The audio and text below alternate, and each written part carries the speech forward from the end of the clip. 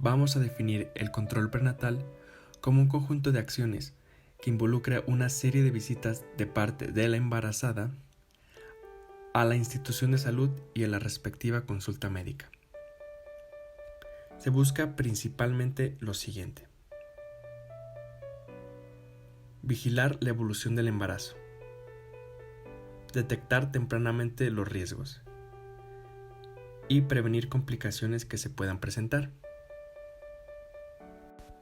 Esto incluye una amplia gama de servicios de salud en promoción y prevención, de las cuales tenemos el apoyo nutricional, prevención de enfermedades y la vacunación.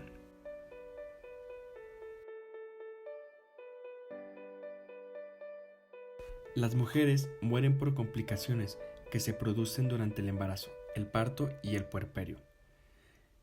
La literatura mundial refiere que la mayoría de estas aparecen durante el periodo de embarazo y que en su mayoría son prevenibles y tratables. Se estima que 250 a 300,000 mujeres tienen complicaciones en México. Según la Dirección General de Epidemiología, la enfermedad hipertensiva en el embarazo es la segunda causa de muerte materna a nivel nacional. Es por eso la importancia del control prenatal. La atención prenatal representa una de las 10 principales causas de demanda a nivel nacional en la atención médica. La atención prenatal inicialmente fue proporcionada por parteras y enfermeras. Nos remontaremos al México prehispánico, precisamente en la cultura azteca.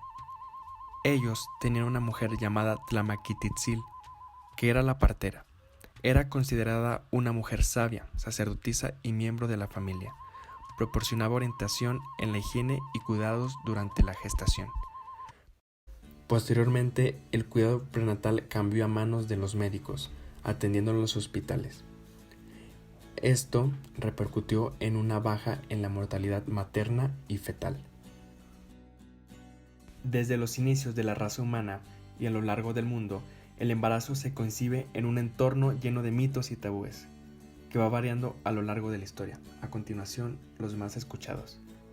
Se dice que las fases lunares influyen directamente en el número de partos que habrá en el día y en el parto de la mujer. También es común escuchar el uso de clips durante un eclipse lunar para evitar alguna malformación.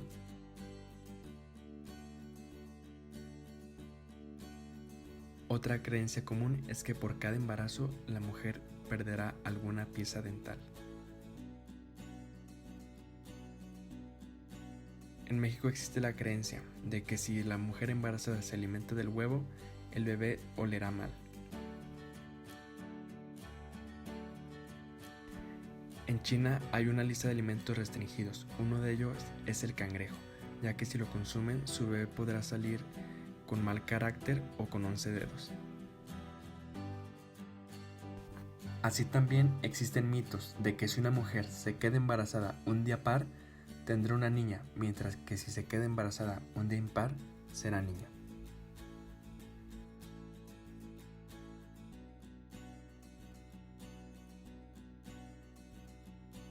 En primer lugar, hay que asegurar que una mujer está embarazada, es decir, hacer propiamente el diagnóstico de un embarazo.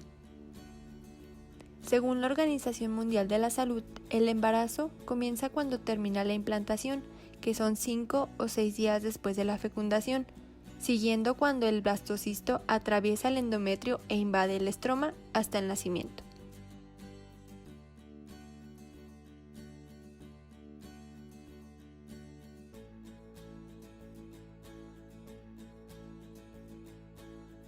La amenorrea en una mujer sana en edad reproductiva que previamente ha experimentado menstruaciones espontáneas, cíclicas y predecibles es altamente sugestiva de embarazo, pero no es un indicador de embarazo confiable hasta 10 días o más después de la menstruación esperada.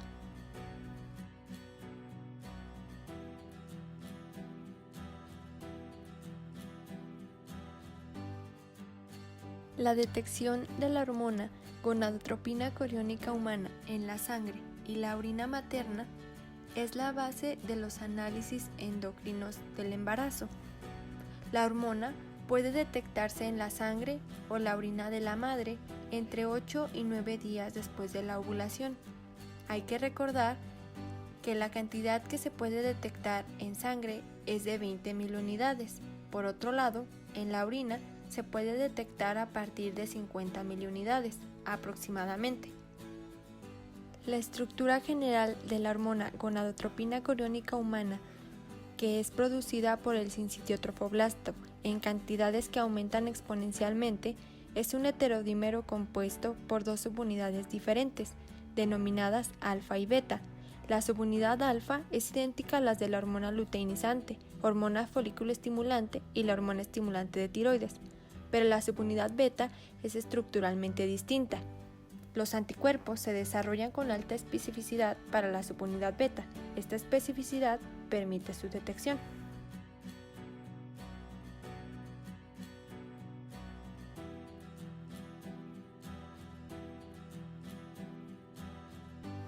Un saco gestacional, que es una pequeña colección de líquido anecoico dentro de la cavidad endometrial, es la primera evidencia ecográfica del embarazo. Se puede ver con una ecografía transvaginal a las 4 o 5 semanas de gestación. También se podría observar una acumulación de líquido dentro de la cavidad endometrial con un embarazo ectópico y se denominaría saco pseudogestacional o pseudosaco. En esta imagen podemos observar un saco gestacional normal, lo que está señalando la flecha en ese círculo de color negro. De igual manera, en esta imagen podemos observar un saco gestacional, aproximadamente de 28 a 30 días de amenorrea. También podemos observar el saco vitelino, que es un anillo de gran resonancia ecogénica con un centro anecoico dentro del saco gestacional y se confirma una ubicación intrauterina para el embarazo. El saco vitelino normalmente se puede ver hacia la mitad de la 5ª semana. Después de 6 semanas se distingue un embrión como una estructura lineal inmediatamente adyacente al saco vitelino. El movimiento cardíaco por lo general se percibe en este punto.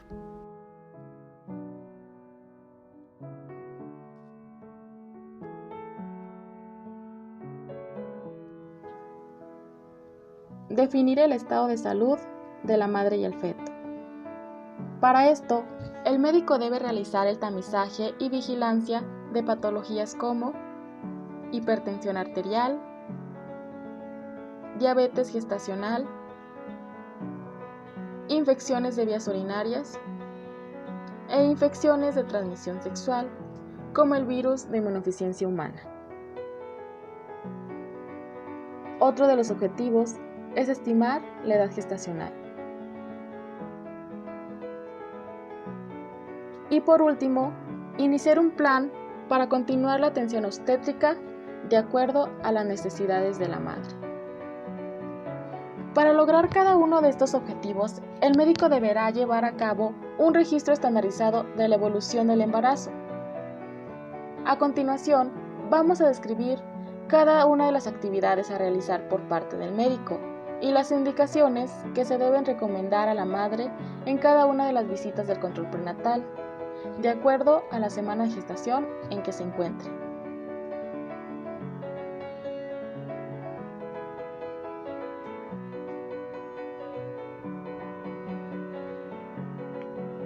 En la primera visita del control prenatal se debe realizar la historia clínica completa, esto con la finalidad de identificar factores de riesgo y antecedentes obstétricos, para así poder establecer los cuidados y atenciones especiales que requiere la madre durante el embarazo. Se evaluará la edad gestacional por fecha de última menstruación. Podemos hacer una estimación de la fecha de término del embarazo de la siguiente manera. Se suman 7 días al primer día de la última menstruación y restamos 3 meses. Evaluación de la presión arterial. Es recomendable mantener cifras de presión arterial durante el primer trimestre con una presión sistólica de 115 a 120 milímetros de mercurio y una diastólica de 65 a 80 milímetros de mercurio. Es importante la búsqueda intencionada de los siguientes factores de riesgo que se asocian a trastornos hipertensivos en el embarazo, como son historia familiar de preeclampsia, diabetes mellitus, hipertensión arterial crónica, enfermedad autoinmune, edad materna, índice de masa corporal, raza y estado socioeconómico. Aquellas pacientes con embarazo e hipertensión arterial crónica que se encuentren con tratamiento antihipertensivo a base de inhibidores de la enzima convertidora de angiotensina y bloqueadores del receptor de angiotensina, se debe realizar cambio de terapia, ya que estos incrementan el riesgo de muerte fetal y bajo peso para la edad gestacional. Los fármacos recomendados son metildopa, labetalol, hidralazina, antagonistas del calcio y betabloqueadores. A partir de la primera visita, iniciaremos con el registro del peso materno y el índice de masa corporal. A continuación, mostraremos un video de la doctora Caroline Steff, obstetra del Hospital Sant Joan de Déu, Barcelona, el cual habla sobre la inmunización en el embarazo.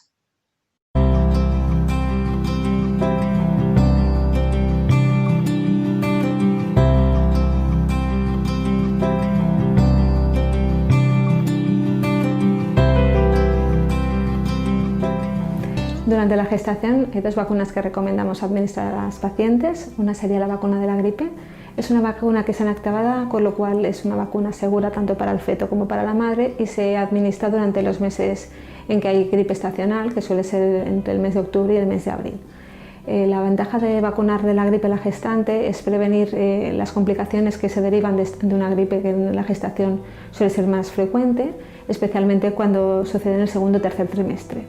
Es una vacuna de dosis única, no tiene ningún efecto secundario especial, salvo a veces una pequeña eritema en la zona de punción o bien un poquito de cimas de fiebre, pero que se puede administrar paracetamol sin ningún problema.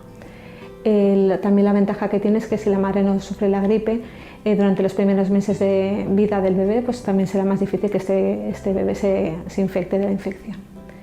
En cambio, la vacuna de la tosferina no tiene un periodo estacional para la vacunación, se puede hacer a partir del segundo trimestre hasta la semana 36 y aquí el beneficio es beneficio fetal.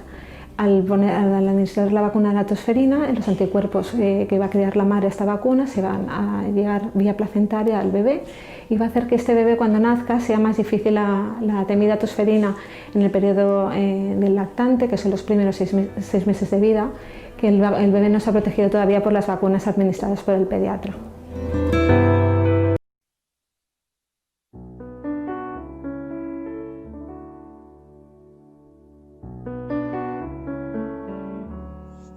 Biometría hemática.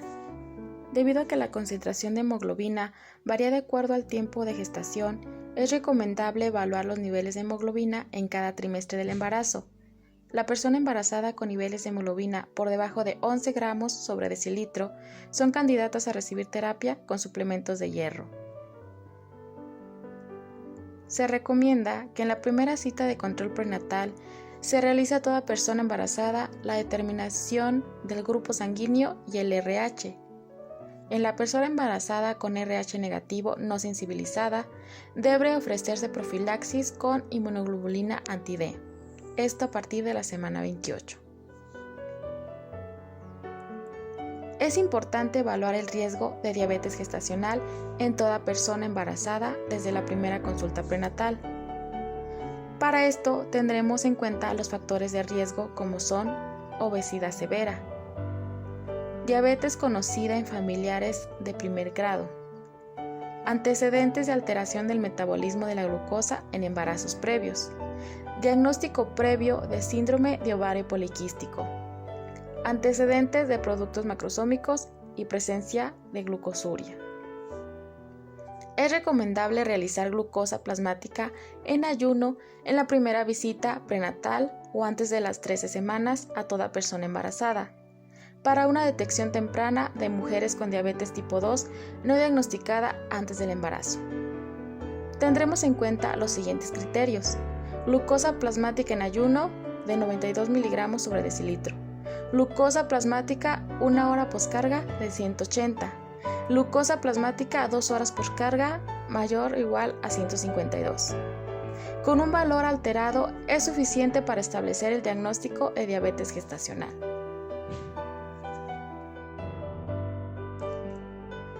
es fundamental realizar el tamizaje para bacteriuria asintomática mediante el examen general de orina, con el fin de prevenir complicaciones como la pielonefritis. El tratamiento con antibiótico de la bacteriuria asintomática, principalmente con amoxicilina y nitrofurantoína en un régimen de 4 a 7 días, es considerado como el periodo más recomendado. Es importante también realizar un exudado vaginal y un papanicolao, con el fin de detectar infecciones de transmisión sexual, como el virus del papiloma humano.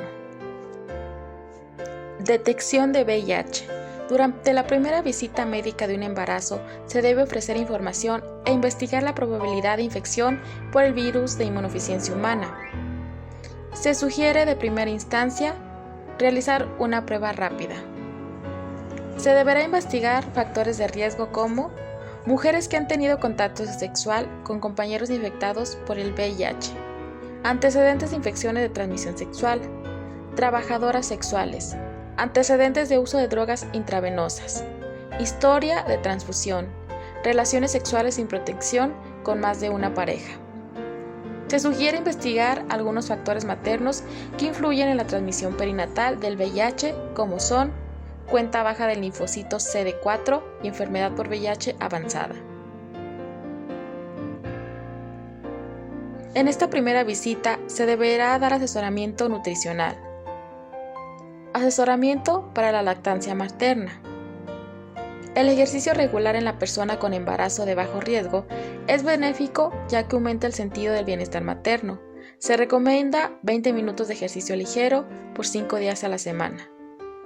También se deberá instruir sobre el cese del uso de sustancias como alcohol y tabaco.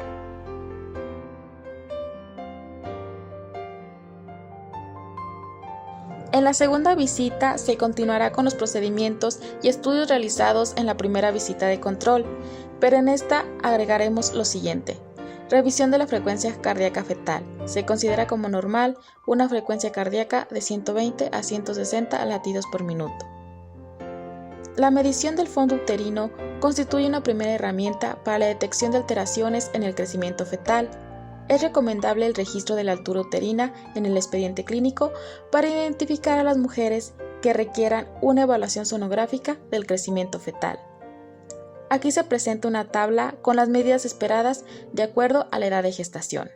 Una altura uterina anormal justifica realizar un ultrasonido obstétrico complementario. Movimientos fetales. El conteo de 10 movimientos fetales en un periodo de 2 horas ofrece un beneficio como prueba de corta duración. Mujeres con disminución de movimientos fetales es recomendable tengan una evaluación que incluya prueba fetal sin estrés o cuantificación de líquido amniótico. En todas las embarazadas entre 18 y 22 semanas de gestación se debe efectuar un ultrasonido para determinar anomalías estructurales. La persona embarazada diagnosticada con hipertensión en el embarazo o con riesgo elevado para el desarrollo de preeclampsia, es recomendable solicitar pruebas para la medición de proteinura en cada visita de control prenatal. En la tercera visita del control prenatal continuaremos con los mismos procedimientos anteriormente descritos. En esta ocasión, realizaremos la aplicación de inmunoglobulina anti-D en la semana 28 en pacientes RH negativas no sensibilizadas.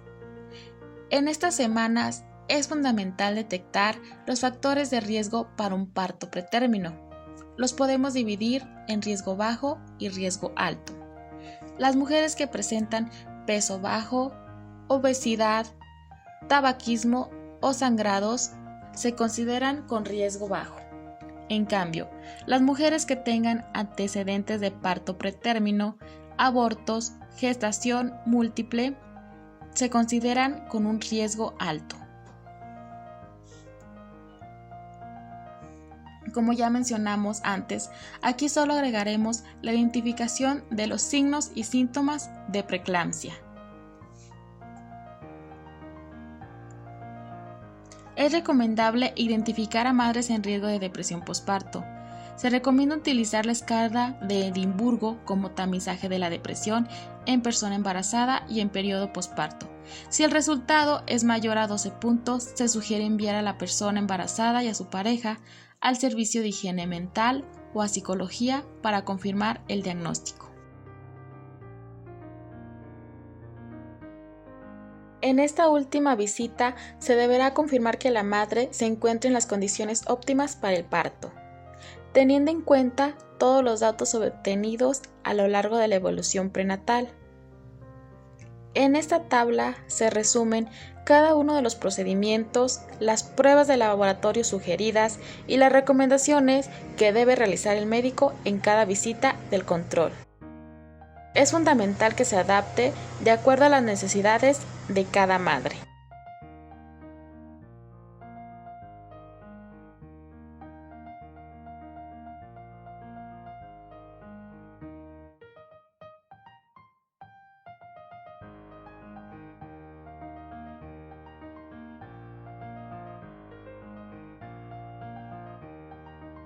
Se llama de alto riesgo al embarazo en el cual el pronóstico materno o fetal es potencialmente subóptimo en comparación a un embarazo normal. Se estima que alrededor de un 20% de los embarazos corresponde a la denominación de alto riesgo. Para medir el grado de riesgo que tiene una madre, utilizaremos la estratificación de riesgo de Papperning-Bernheim. Con esta escala, si obtenemos de 0 a 5 puntos, se considera de bajo riesgo, de 6 a 9 de riesgo intermedio y más de 10 riesgo elevado.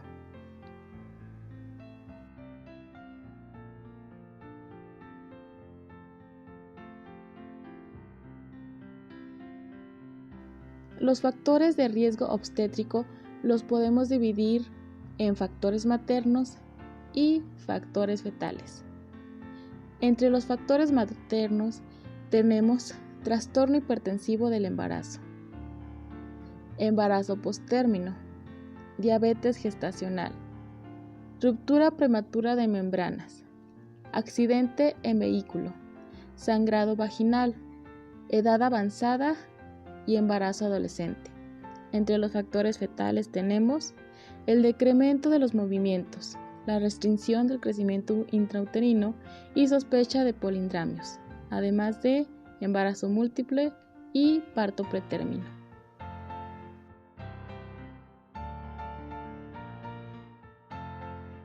Esto es importante porque tiene efectos tanto en la madre como en el feto. Esta tabla es de la ganancia de peso recomendado durante el embarazo, de acuerdo al índice de masa corporal de la mujer, en el que podemos ver que si tiene bajo peso la mujer o el índice de masa corporal menor de lo normal, la ganancia de peso es de 12.5 a 18 kilogramos. Si tiene un peso normal, de 11 a 16.5 kilogramos, con sobrepeso de 7 a 11.5 kilogramos y por último con obesidad de 5 a 9 kilogramos. Podemos ver que es menor la cantidad de acuerdo al peso de la mujer. Y del lado derecho podemos observar el cálculo de calorías por kilogramo de peso al día. La obesidad está asociada con riesgos significativamente mayores de hipertensión gestacional, preeclampsia, diabetes gestacional, macrosomía, parto por cesárea, etc.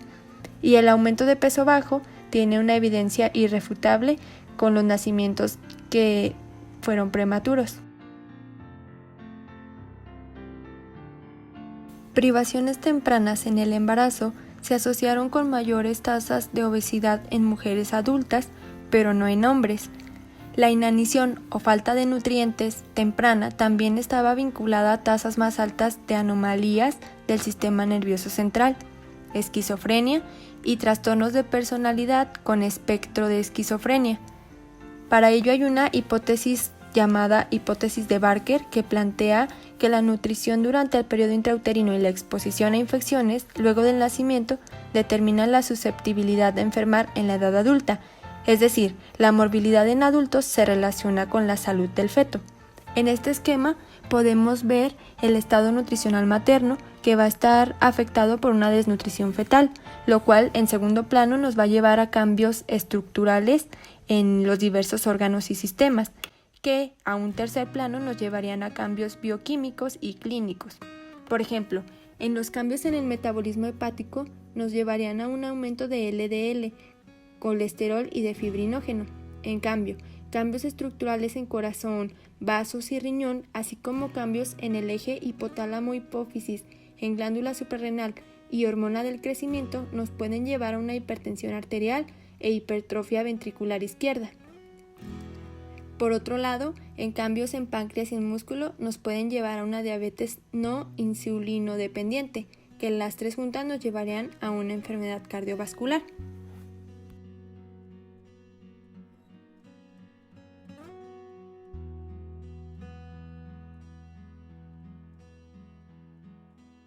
El embarazo requiere unas 80.000 kilocalorías, principalmente durante las últimas 20 semanas. Para ello, la Organización Mundial de la Salud ha estimado que se requiere una ingesta promedio de 300 kilocalorías de más para la totalidad del embarazo, es decir, una ingesta diaria aproximada de entre 2.150 y 2.200 kilocalorías.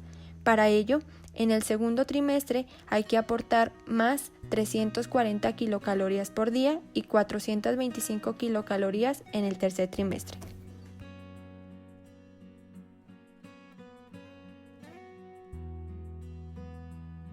Durante el embarazo se requieren 175 gramos por día, tratando de utilizar más lo que son frutas y verduras. La ingesta total de grasas debe ser de 20 a 35 gramos por día. Por otro lado, la mujer embarazada requiere de 28 gramos de fibra. Proteína. Se recomienda una ingesta de proteínas que se aproxima a 1 gramo por kilogramo de peso al día. Los requerimientos aumentan para cumplir con las demandas de crecimiento y remodelación del feto, la placenta, el útero y las mamas, y aumento de volumen de sangre materna. Se prefiere que se suministren a partir de fuentes animales como la carne, la leche, los huevos y el queso, que proporcionan aminoácidos en combinaciones óptimas.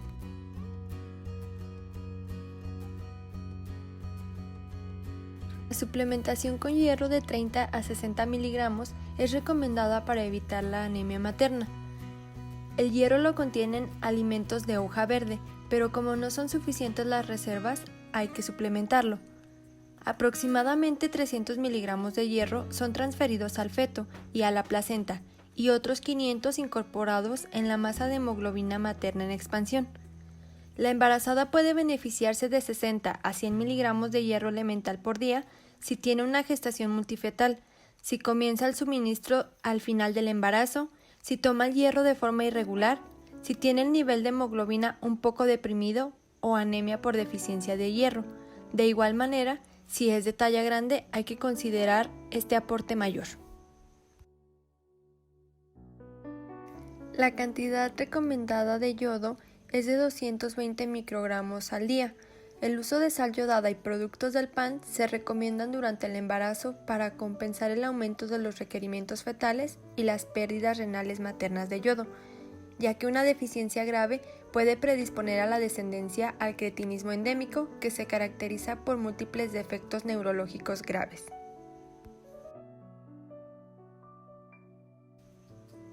Se recomienda la suplementación de calcio en pacientes con baja ingesta dietética, igual o menor a 600 miligramos al día a dosis de 1 gramo por día. El calcio se puede encontrar en la leche y en todos sus productos lácteos como el queso. La suplementación con calcio de 1.5 a 2 gramos ha demostrado una reducción en la presentación de hipertensión gestacional, así como de preeclampsia. La administración con suplementos de zinc solo en mujeres con deficiencia de zinc en países con pocos recursos, ya que existe insuficiente evidencia que sea de alta calidad que demuestre que la suplementación con zinc durante el embarazo sea benéfica. Los oligoelementos incluyen al cobre, al selenio, al cromo y al manganeso. Todos ellos tienen papeles importantes en ciertas enzimas, pero en lo general la mayoría son proporcionadas por una dieta promedio.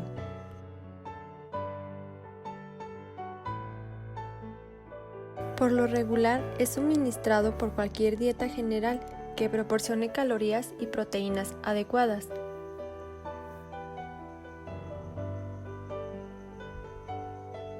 La suplementación con ácido fólico a toda persona embarazada con dosis de 400 microgramos por día es recomendable para prevenir los defectos de tubo neural, idealmente 3 meses previos al embarazo. El ácido fólico se puede encontrar en alimentos de hoja verde. Se necesitan dosis altas de ácido fólico, 5 miligramos por día, si se cuenta con un embarazo previo con feto y defecto de tubo neural, uso de fármacos anticonvulsivos, diabetes tipo 1 o 2 mal controlada, tabaquismo activo o pasivo, antecedente de anticonceptivos orales, enfermedad celíaca o enfermedad de Crohn.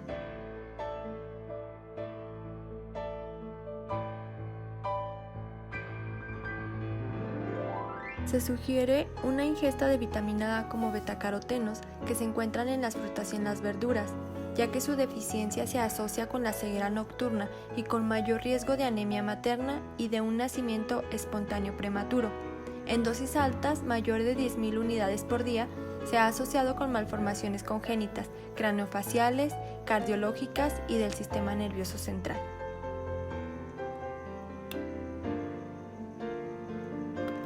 La vitamina B12 aparece naturalmente solo en alimentos de origen animal y los vegetarianos estrictos pueden dar a luz a neonatos cuyas reservas de B12 son bajas, siendo del mismo modo durante la lactancia, lo que puede causar una deficiencia profunda en un bebé amamantado. Aunque su papel todavía es controvertido, la deficiencia de B12 preconcepcional es similar al ácido fólico y puede elevar el riesgo de defectos de tubo neural. La vitamina B6 piridoxina, cuando se combina con la antihistamina doxilamina, es útil en muchos casos de náuseas y vómitos del embarazo. Se recomienda un suplemento diario de 2 miligramos en mujeres en alto riesgo de nutrición inadecuada. En la mayoría de los casos, no se requiere su suplementación. Esta vitamina la podemos encontrar en el hígado de muchos animales. Una dieta razonable debería proporcionar la cantidad adecuada y la suplementación no es necesaria.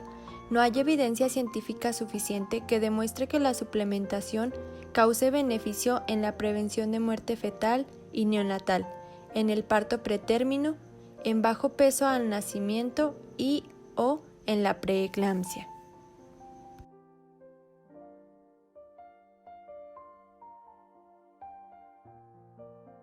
La deficiencia de esta vitamina durante el embarazo se presenta en las mujeres con exposición solar limitada, en vegetarianos y minorías étnicas, en particular aquellos con piel más oscura. No se recomienda en la guía de práctica clínica la suplementación con vitamina C, D y E de forma rutinaria para las pacientes con la finalidad de disminuir el riesgo de complicaciones durante la gestación. Lo más importante es individualizar a todas nuestras pacientes para poder recomendar solamente lo que sea necesario y lo que nuestra paciente requiera. Otra recomendación es el consumo total de agua, que en promedio debe de ser de 3.1 litros por día entre alimentos y líquidos de la dieta, donde aproximadamente 2.3 litros sean de agua, evitando el agua con sabor, las bebidas carbonatadas, las bebidas energéticas, ya que suministran muy pocos nutrientes. Hay que considerar el consumo de alcohol, que representa un riesgo conocido para el feto y que no existe una dosis que se pueda considerar segura, entonces la embarazada debe estar informada. Otro aspecto es la ingesta de cafeína. Es recomendable la reducción de ingesta a menos de 2 tazas diarias. Y por último, es recomendable la suplementación con multivitamínicos en casos de mujeres con peso bajo, en fumadoras, con uso de sustancias ilícitas, en vegetarianas y gestación múltiple. Video por la doctora Judith Jaramago del Hospital Quirón Salud de Barcelona. es utilizar la pirámide de la alimentación para confeccionar los menús. Por ejemplo, en la base de la pirámide tenemos la hidratación. Es muy importante que bebamos entre 1,5 litros y 2 litros de agua al día. Hay que evitar tomar alcohol. El alcohol está prohibido en el embarazo porque afecta directamente al feto, y luego es muy importante también restringir lo que son las bebidas azucaradas y la cafeína o teína, ¿vale? También es importante que utilicemos los hidratos de carbono. Se aconseja que sean también integrales durante el embarazo porque son más sanos. Es importante también, en cuanto a la fruta, la verdura, las hortalizas, tener 5 raciones al día. Esto nos irá bien también para el tema del estreñimiento, que es muy frecuente durante el embarazo. Debemos extremar la precaución, por ejemplo, con el tema de los quesos. Es importante porque los quesos que nosotros podemos encontrar en el supermercado, si os fijáis en el etiquetaje, estará puesto que están realizados con leche pasteurizada. Es importante que el queso esté realizado con leche pasteurizada para evitar infecciones por listeria, por ejemplo, y por brucela. Entonces es importante